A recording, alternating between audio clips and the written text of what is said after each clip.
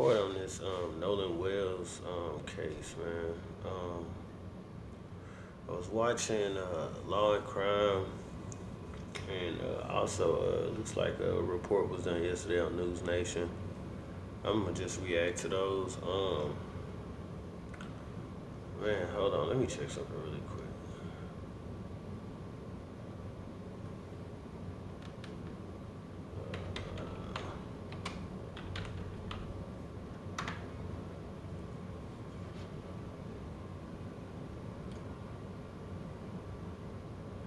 Let's just look at this.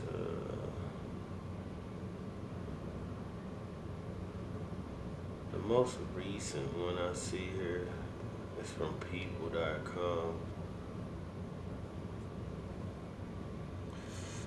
Let me see what people say.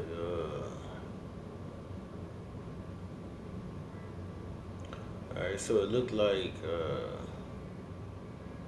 the need to knows about the case, I'm guessing, reported here by people, is Nolan Wells' body is found. Nolan Wells' body was found on Horn Island, Mississippi on July 6, 2 days after he traveled there by boat with friends to celebrate the 4th of July. The teen's mother, Crump Wonsley, has been receiving hate mail and unanswered questions about the circumstances of his death. Whoever sent this to my home, may the good Lord have mercy on your soul, she wrote on social media. Alright, so Nolan Wells reportedly, I guess from his friends, he's drowned. They saying he drowned. I've been listening to stories, man. I'm not really sure what to get from the friends. They seem like they out of it. Like maybe they was only told to say certain things or something to avoid getting in trouble. But I'm gonna listen to these stories real quick from News Nation, and I think the other one was Law and Crime. I think the same guy does it though, Jesse Weaver. This one right here was more recent, 19 hours.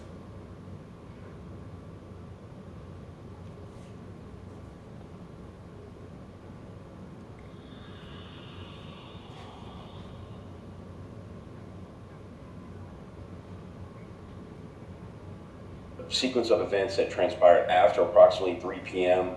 to when he went into the water. That's what remains a mystery. A 4th of July beach celebration darkens when 18-year-old Nolan Wells vanishes. If you're going out towards Horn Island, I need you to keep your eyes out for 18-year-old Nolan Wells. His body washes up days later and brings with it question after question. Why did this kid leave them the cell phone if that's what actually happened? But it's clear that there's been a significant period of time between the boat leaving, the last time Nolan was seen, and this boat getting back to its original owner. What we've been told does not make sense. Now, the family and the world are demanding answers. And we're talking about the Deep South. We're talking about a very charged political time. We're talking about one black kid with several white kids.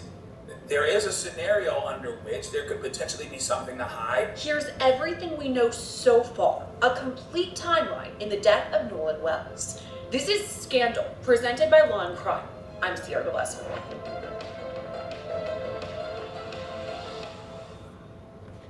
The 4th of July is so... Shout out to Law and Crime. Man, I'm just thankful anybody reporting on this, man, because this shit just seemed kind of crazy, man. I don't understand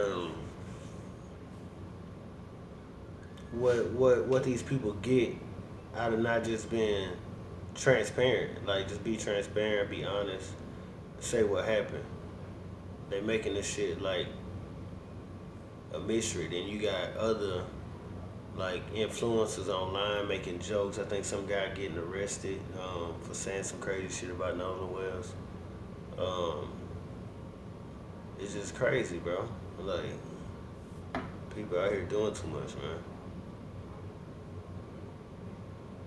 supposed to be a time to celebrate with family and friends. This year, being America's 250th, was an even bigger celebration. I mean, it's an excuse to go out and grill, have some summer drinks, maybe even hit the beach. And that's exactly what 18-year-old Nolan Wells and his friends did.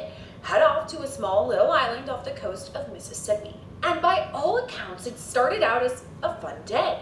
Nolan even reportedly had his eyes on a girl at one point, some young, fun summer love. But you're watching Scandal, and that means that's not where our story ends, that's only where it begins. With it, a mystery that we still don't have answers for. Why exactly did Nolan Wells separate from his friends? Did he drown? Was there foul play? Why would he leave his cell phone and keys with his friends? And would this investigation be treated any differently had Nolan Wells been white? We're going through all of those questions and more, giving you a complete timeline up to the point of this recording. So let's begin with who Nolan was. He was born on August 19, 2007, making him only 18.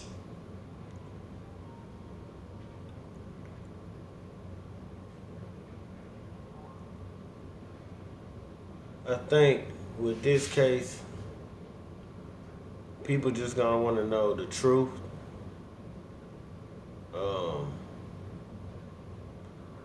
It won't really matter on this case if it's white or black.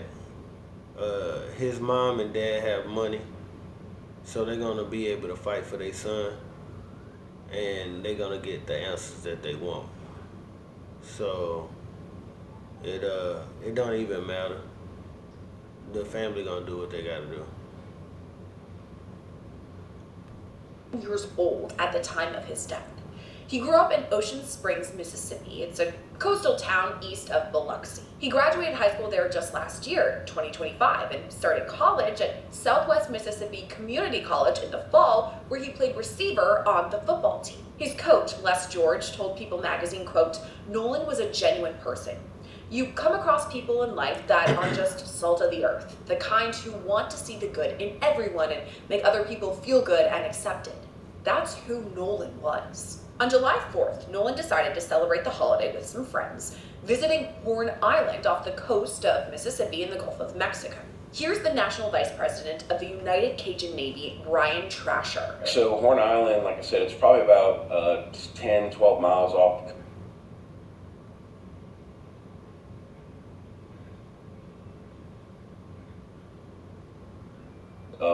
It stretches probably from about the south of the city of Biloxi to the city of Pascagoula, which borders Harrison and Jackson counties on the Mississippi Gulf Coast. It's a very popular recreational destination. It is uninhabited. There's some very pretty beaches. You know, when it's not too windy, the water's pretty clear. The temperature was in the high 70s. It's 4th of July. Obviously, it's a crowded day. Everybody out. But yeah, the only way to get there is by boat or, you know, maybe presumably like an aircraft or something. But for the most part, people go out there by boat and just leisurely hang out. Man, this dude boring as hell. I'm about to skip through this, man, because I'm going to make this a little short. Nolan Wells, man. This story is not making sense. It's not adding up. The actions of his friends after he went missing with the cell phone is questionable, man.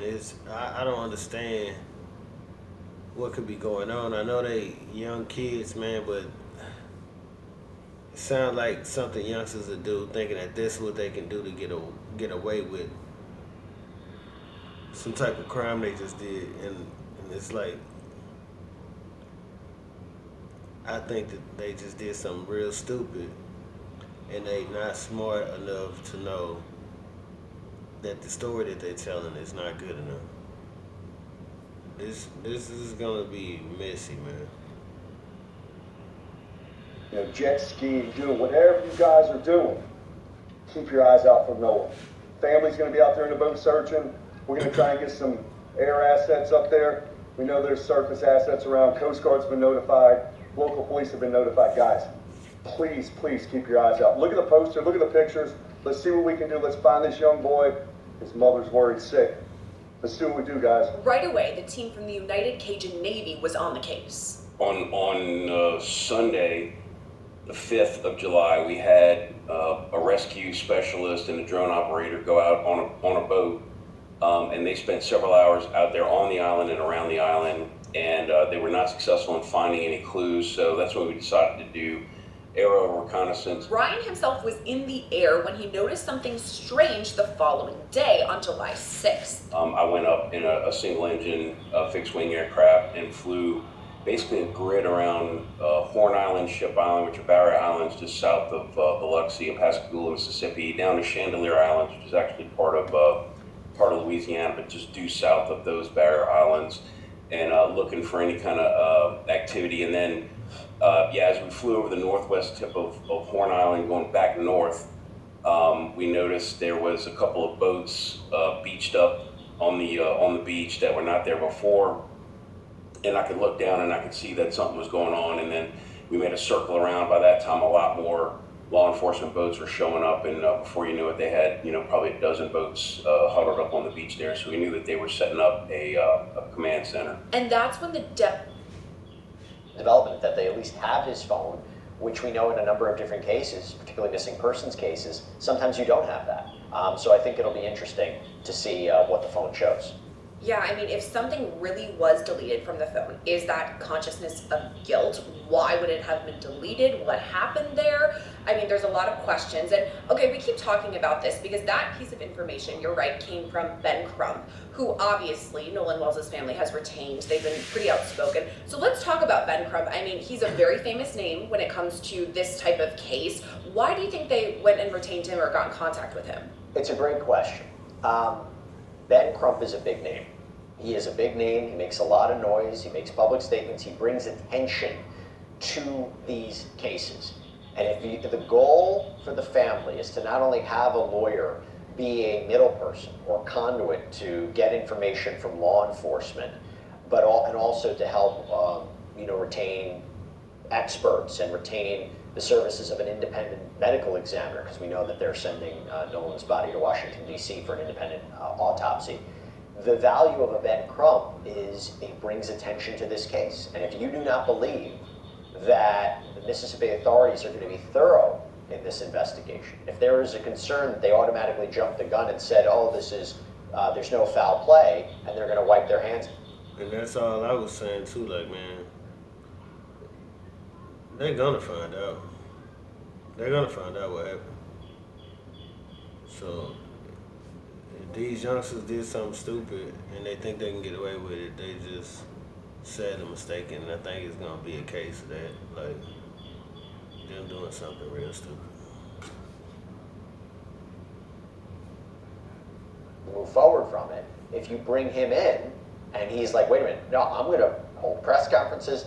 Everybody's now talking about Nolan Wells. It puts more pressure on law enforcement to conduct a thorough investigation. It doesn't mean that they're going to be pressured to say that someone killed Nolan or someone was responsible for his death, but it's going to put pressure on them to make sure they are thorough and dedicate the appropriate resources, because this is a family that's hurting and this is a family that wants answers. I mean, you're right, it has drawn attention. I mean, you've done how many sidebars on this case? There's article after article, people are talking about it at the very least. And I guess I wanted to ask you too about this second autopsy. So of course there's the official one that's conducted, through law enforcement, through the ME, I should say. And now this second one is being conducted too. Now the findings of this, I'm kind of jumping ahead of myself, but let's say there is a criminal case here. The findings of this second autopsy, would they automatically be allowed in, or like how would that even work? So right now, in order to determine whether there's criminal charges, it all really depends what the state medical examiner is going to determine. The state medical examiner looks at the body, and I think there could be a little bit of complications there, because we still don't even know where Nolan died or when, right? Like, did he die in the water? Did he die in a boat? Did he die on land? But even in those circumstances, if you're talking about a drowning, would his body be able to provide answers about whether he was held down, whether he was pushed into the water?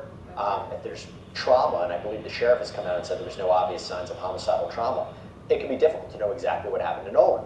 But if there's something from the state medical examiner's investigation, their autopsy, that determines that he was kill, that there was foul play, that's when you see charges. Now, if they determine they don't see anything, and by the way, they're also waiting for toxicology results, which would be interesting as well.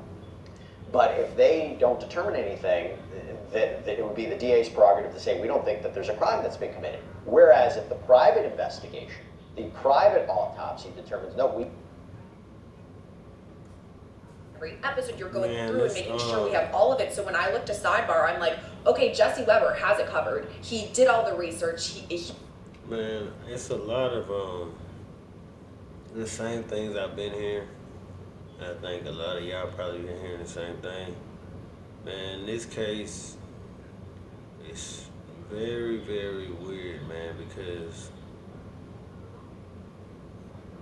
these friends of his are not being honest. Man, I just wanna say to the Wells family, man, you know, I just pray y'all be able to, you know what I'm saying, find peace and,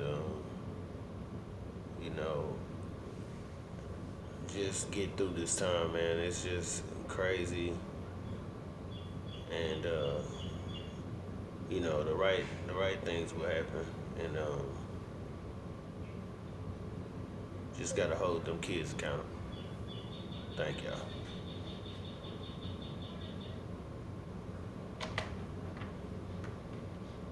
so we're putting it